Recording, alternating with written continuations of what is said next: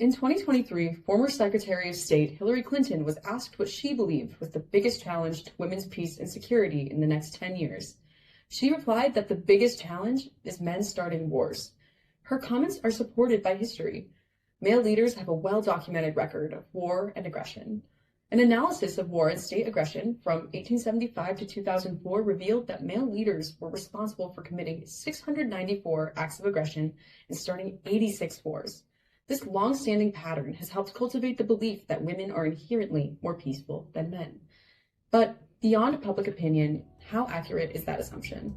Welcome to the New Lines Institute for Strategy and Policy's new video series, Gender is Everywhere, where we unpack how gendered norms in daily life and political discourse influence foreign policy. In our first installment, we explore the idea that women are more peaceful than men, basing our conclusions on academic research, historical trends, and established gender stereotypes.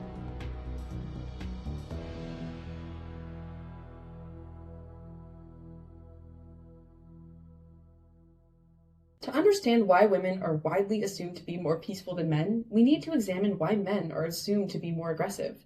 On an interpersonal level, patriarchal gender conceptions associate masculinity with traits like strength, dominance, and stoicism. These traits align with traditional expectations that men serve as providers and decision makers. Aggression is a key part of how patriarchal masculinity is performed, whether through physicality, assertiveness, or the defense of honor. In each scenario, aggression reinforces a man's social role or masculine identity. On an institutional level, aggression plays a role in how a state demonstrates its power. Defense budgets and military capabilities are often treated as indicators of state strength, linking aggression to prestige. Micro-level gendered implications also operate at a broader institutional level. Male leaders are generally perceived as rational, analytical, and better suited to make difficult decisions under pressure, all qualities that are thought to justify the use of force when necessary. At the same time, traditional conceptions of femininity characterize women as empathetic, sensitive, and nurturing. Whereas men are traditionally connoted as strong protectors, women are perceived as weak and in need of protection. These stereotypes suggest that women, on an individual or leadership level, would naturally avoid aggression in favor of diplomacy and compromise. As a result, women are often assumed to be inherently more peaceful than men. Historical trends prove otherwise.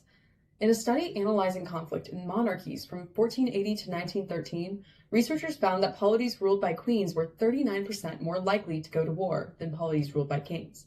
Though queens did rule less often than kings, this data actively contradicts the statement that women are inherently more peaceful than men, and the idea that their traditional gender traits make them less susceptible to state aggression.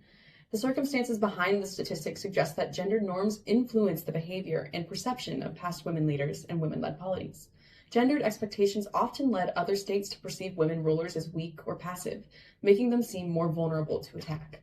In response, queens may have felt pressure to act more aggressively to assert legitimacy. Women leaders also were more likely to delegate traditionally masculine leadership tasks, such as military or economic authority, to male spouses or advisors. Unlike male leaders who assumed unilateral control over all branches of their government, queens who delegated labor to their spouses or advisors more evenly distributed the workload, which increased the state's capacity for aggression during their reign. These dynamics carry into the modern era. From 1875 to 2004, data shows that 36% of women leaders initiated at least one act of military aggression, compared to only 30% of male leaders. Important to note, though, the sample size of women leaders examined is much smaller than the group of men leaders. This skews the data significantly. Although the numbers suggest that women are more aggressive than men in positions of power, they only committed 13 acts of aggression in one war.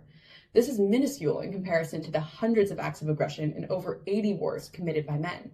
What this data tells us is not that women are more aggressive, but that women leaders often overcompensate for their perceived femininity by adopting traditionally masculine behaviors to be taken seriously. Studies find that women leaders are often harsher than male leaders when faced with potential military disputes or conflict, conforming more to traditionally masculine stereotypes of aggression than feminine trait associations would suggest. While data counters the sentiment that women are more peaceful than men, women's presence does have a positive influence on peacebuilding. Research shows that women's presence in peace processes leads to a 20% higher chance that a peace agreement lasts at least 2 years, and a 35% higher chance that a peace agreement lasts 15 years.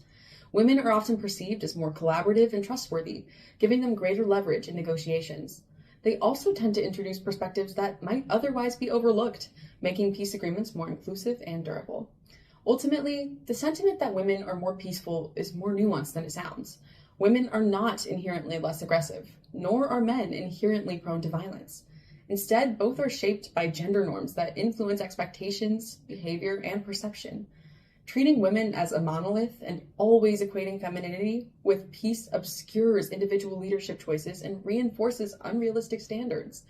Gender norms equate masculinity with power, and as a result, create double standards for women leaders that are nearly impossible to balance. Recognizing this complexity allows for a more accurate understanding of leadership, conflict, and peace. Thanks for tuning in to the New Lines Institute's Gender is Everywhere series. We'll see you next month to continue exploring gender's deep impacts on daily life and foreign policy.